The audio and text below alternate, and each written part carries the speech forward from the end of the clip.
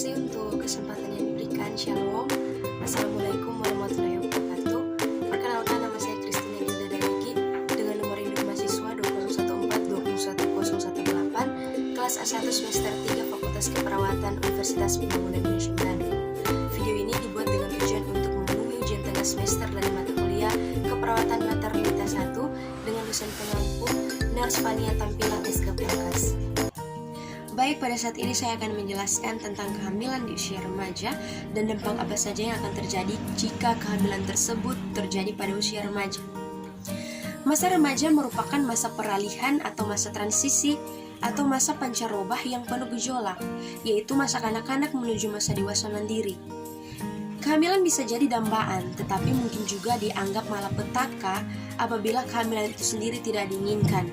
Nah, masyarakat menghadapi kenyataan bahwa kehamilan pada masa remaja makin meningkat dan menjadi masalah. Dan sini terdapat dua faktor yang mendasari perilaku seks pada remaja. Yang pertama, harapan untuk kawin dalam usia yang relatif muda. Kedua, makin derasnya arus informasi yang dapat menimbulkan rangsangan seksual remaja, terutama remaja di daerah perkotaan, yang mendorong remaja untuk melakukan hubungan seks pranikah, di mana pada akhirnya memberi dampak pada terjadi penyakit hubungan seks dan kehamilan di luar nikah. Nah, pada akhirnya masalah kehamilan remaja mempengaruhi diri remaja itu sendiri. Dari masyarakat, mereka juga dapat pandangan telah berperilaku di luar normal dan nilai-nilai yang wajar, sehingga memberi konflik kepada mereka seperti putus sekolah, psikologis, ekonomi, dan masalah dengan keluarga, bahkan dengan masyarakat sekitar. Dan ini adalah dampak yang akan terjadi ketika kehamilan tersebut terjadi pada usia remaja. Yang pertama, kurang perawatan prenatal. Nah, kehamilan remaja terutama yang tidak dapat dukungan dari orang tua berisiko tidak mendapat perawatan prenatal yang memadai. Padahal perawatan prenatal sangatlah penting, khususnya untuk bulan-bulan pertama kehamilan. Perawatan prenatal dapat mendeteksi masalah pada ibu dan bayi, memantau pertumbuhan bayi, dan menangani segera mungkin komplikasi yang muncul. Kemudian, kedua, tekanan darah tinggi. Hamil di usia dini memiliki risiko lebih tinggi terkena darah tinggi atau hipertensi dibandingkan dengan wanita yang hamil pada usia 20-30 tahun. Kehamilan remaja bahkan memiliki risiko preeklamsia yang lebih tinggi. Preeklamsia merupakan kondisi medis pada proses kehamilan yang berbahaya.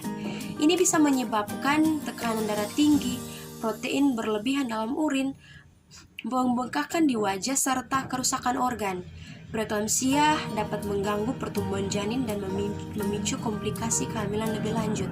Ketiga, anemia. Kehamilan pada masa remaja juga memiliki risiko lebih tinggi menderita anemia. Kondisi ini merupakan kekurangan sel darah merah yang membuat penderita merasa lemah dan lelah sehingga mempengaruhi perkembangan bayi.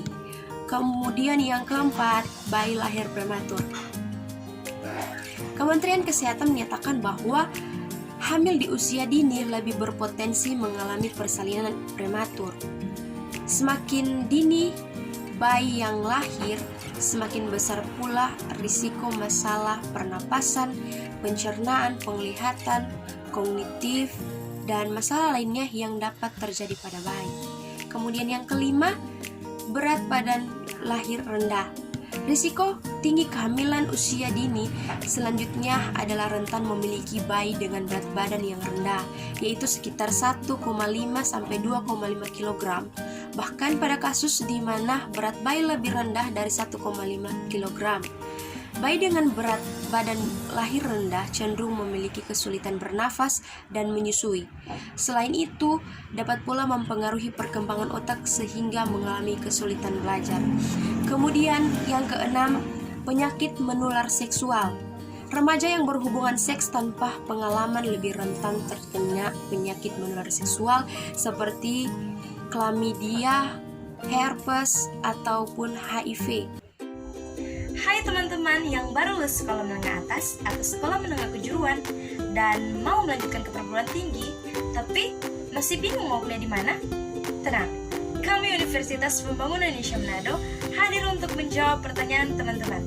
Universitas Pembangunan Indonesia Manado adalah salah satu kampus terbaik di Nusantara yang sudah banyak melahirkan lulusan-lulusan terbaik dan berkualitas.